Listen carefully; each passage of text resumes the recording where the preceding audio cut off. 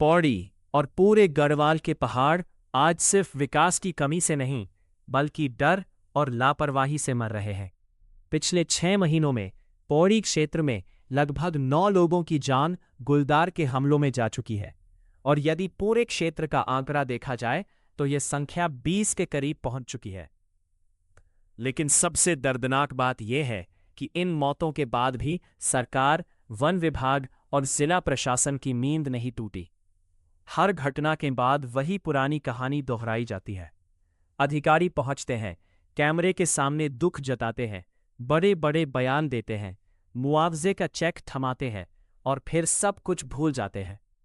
जिन परिवारों ने अपने बेटे, बेटी, माँ या पिता को खोया, उनके घरों का दर्द फाइलों में दबकर रह जाता है। वन मंत्री महोदय देहरादून और ऋषिकेश जैसे सुरक्षित इलाकों में आरामदायक जिंदगी जी रहे हैं।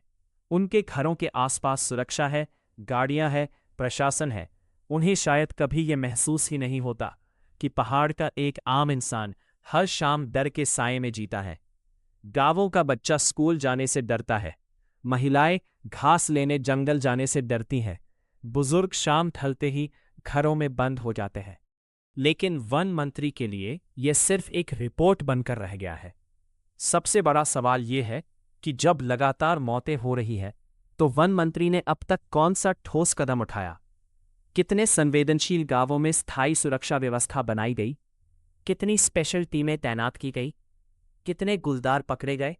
सिर्फ प्रेस कॉन्फ्रेंस और बयान देने से लोगों की जान नहीं बचती। डीएम महोदय की स्थिति भी अलग नहीं है। वे सुरक्षा के घेरे में चलते हैं, उनके आवास सुरक्षित हैं, उनके बच्चों को अकेले अंधेरे रास्तों से नहीं गुजरना पड़ता, उन्हें रात में खेत या जंगल नहीं जाना पड़ता। इसलिए शायद आम जनता का डर उनकी प्राथमिकता नहीं बन पा रहा।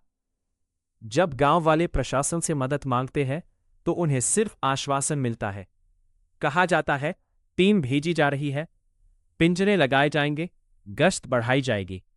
लेकिन सच्चाई यह है कि ये सारी बातें सिर्फ कागजों और बैठकों तक सीमित रह जाती हैं। यदि प्रशासन वास्तव में गंभीर होता तो लगातार हमलों वाले क्षेत्रों में पहले ही हाई अलर्ट घोषित हो चुका होता।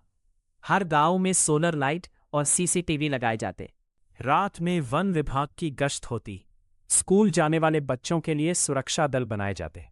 लेकिन यहाँ तो हाल ये है कि किसी की मौत होने के बाद ही अधिकारी घटनास्थल पर पहुंचते हैं।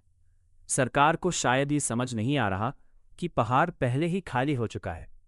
रोजगार नहीं, अस्पताल नहीं, शिक्षा नहीं और अब सुरक्षा भी नहीं। जो लोग किसी तरह अपने गांवों में टिके हुए हैं, अगर वे भी डर के कारण पलायन करने लगे तो आने वाले समय में पहाड़ सिर्फ खाली मकानों और सूने गांवों का इलाका बनकर रह जाएगा। ये सिर्फ वन्य जीवों का मुद्दा नहीं है, ये प्रशासनिक संवेदनहीनता का मुद्दा है। जब लगातार लोग मर रहे हों और सरकार सिर्फ बयान दे रही हो, तो ये सीधा सीधा विफलता है। वन मंत्री और जिला प्रशासन दोनों को जवाब देना होगा कि आखिर आम आदमी की जिंदगी की कीमत क्या है। पहाड़ के लोगों का जीवन इतना सस्ता हो गया है कि हर मौत के बाद सिर्फ एक चेक देकर मामला खत्म कर दिया जाए। आज जरूरत है कि सरकार जमीन पर उतरकर काम करे।